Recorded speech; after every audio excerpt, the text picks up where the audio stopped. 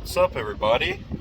Coming at you today here from North Florida, and it's in the morning. I just got up and got dressed and I'm ready to go get some food so I can do some herping today. So I'm thinking I'm gonna flip a little bit of 10, maybe do some road cruising. Big things I'd like to see today would be an eastern coral snake, or maybe a mole king, or any of the local king snakes in this area. There tend to be some pretty interesting ones around here. But yeah, we'll see what happens. I'm kind of on the coast, so potential for glass lizards, things like that as well. So we'll see how this goes, and if I find anything, you guys will know about it.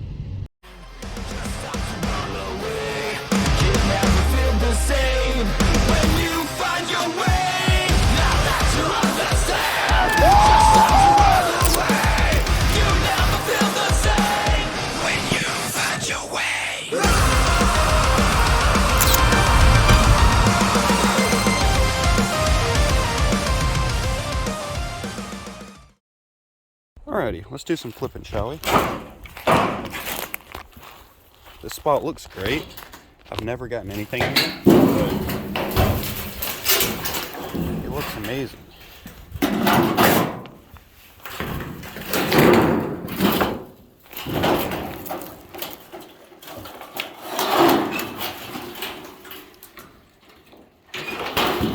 Welcome to Jay's Cooking Show. Right here today, we at my little outhouse back here in the hog waller. We're gonna cook us up something on the charbroil. Got my spatula right here and pull up beer cans, just how I like them. Been here a few times and I never noticed this board, so we're gonna flip it. Oh, pygmy! Yes! Uh-oh, we got a twitcher. It's going ham. You little goober, what are you doing? That's actually a pretty big pygmy, good size one. What are you doing? You little... Calm down. It's okay, dude. I know you're trying to find a hole. I see what you're doing.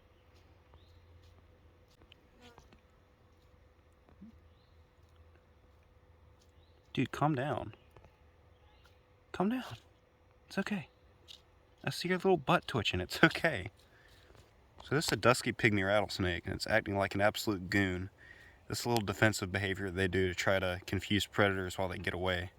They just spaz out as much as possible, kind of like a coral snake.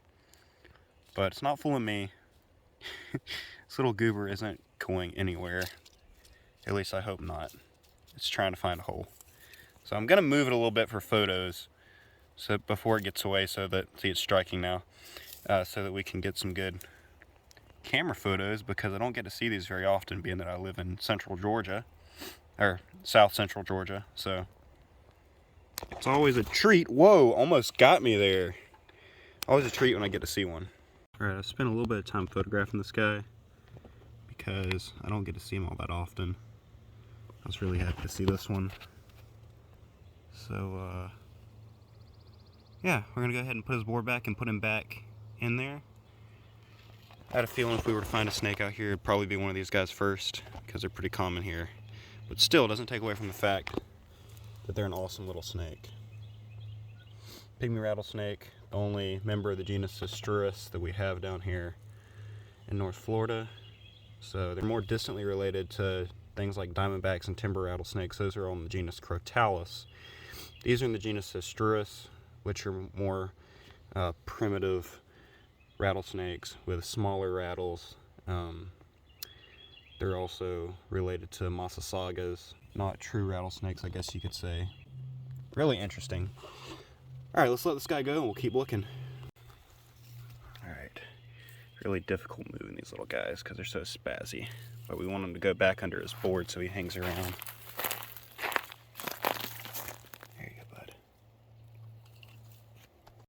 Alright, so there's this box here, and there's another piece of tin right there.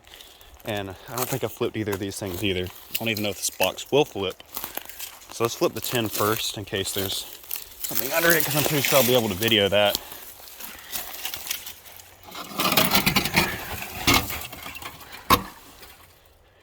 Don't see anything. Nothing under the box, just had to cut to flip it. We'll keep looking. There's a shed right here. Looks like a racer. Yeah. Pretty obvious racer. Alright, well I just flipped this mattress, and underneath this big thing was this little snake. And this is a rough earth snake, a species I've only seen once before in the wild because, well, they're not very common in Georgia.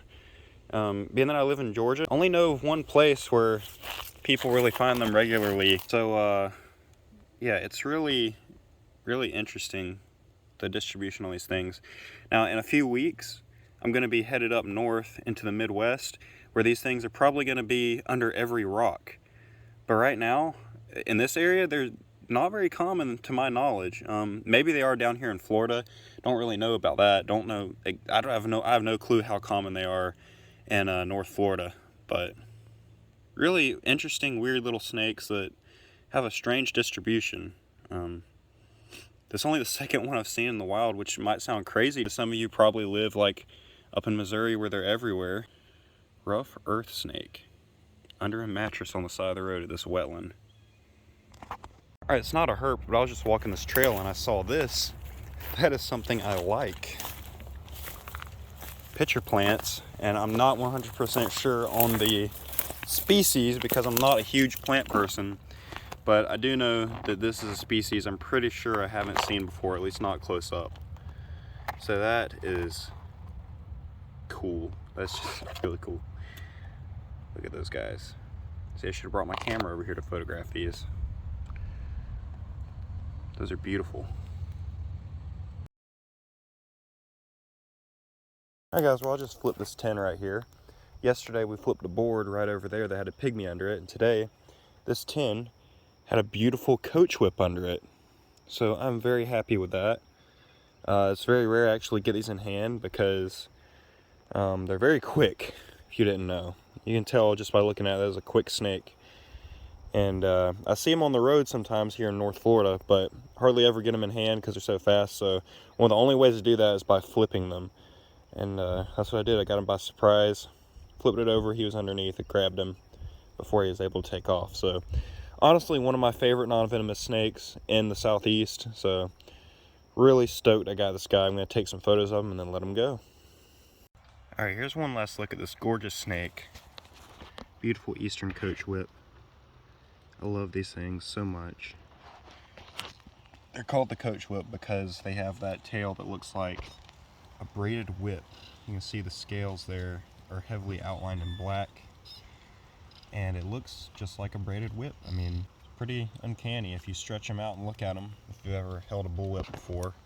Keep in mind, this is what I would call a small Coachwhip. There's my hand, but it's still at least 4 feet because they're just so long. They're very lean snakes, but I know you probably don't believe me looking at them right there, but stretched out, that is a 4 foot plus snake, which is pretty incredible.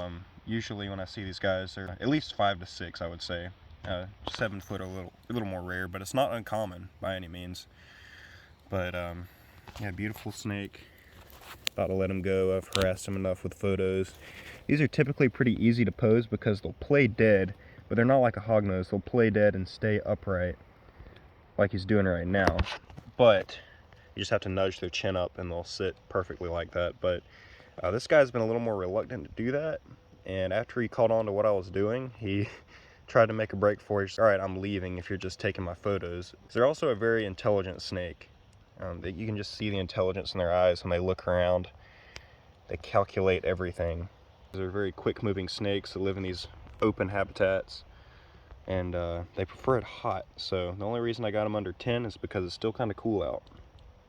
You can see just how long that tail is too. Anyway, I'm about to go let him go under his tin where we found him. Beautiful snake. Really happy I got to see him today. And hopefully he didn't eat our pygmy friend yesterday because these are voracious snake eaters. I'm gonna go let him go and we'll keep moving. So we'll put him back under there. What a good boy. Alright, so ever since I Coachwhip this morning at like 8 o'clock or whatever it was, I've not seen anything. It's now almost 12, so no more snakes, only skinks, things of that sort. So I think what we're gonna do is just go to the beach because I'm on the coast. Why not? You know, go to the beach and do some looking around there and just have some fun. So probably video that too. If I see anything there, you guys will see it.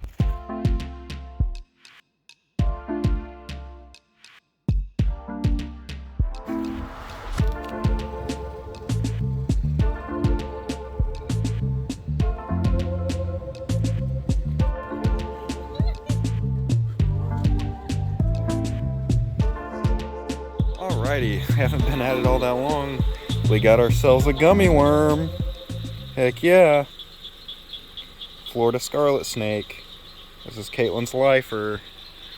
I found a gummy worm in the road. Should I eat it? Yeah, I think you should.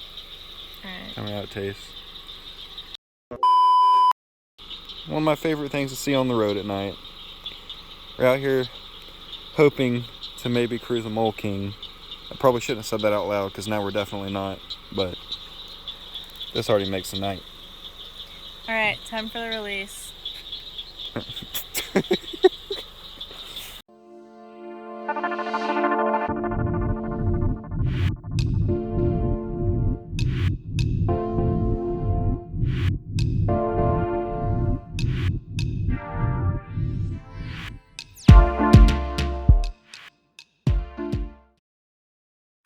Saw this little billboard, piece of a billboard on the side of the road here. Let's give it a flip, shall we? Wow, lots of ants. Lots of ants. Wow. Been cruising out here for a while now. This is the first snake I've seen. Finally, after we get under some cloud cover. Brown chin racer. Cute little guy. Very brown chinny. This one looks quite a bit different from the southern black racers we see back home. See just how brown his face is. Not much on his chin, but his nose, upper lip, around his eyes, it's all brown. So that's the main difference of these guys.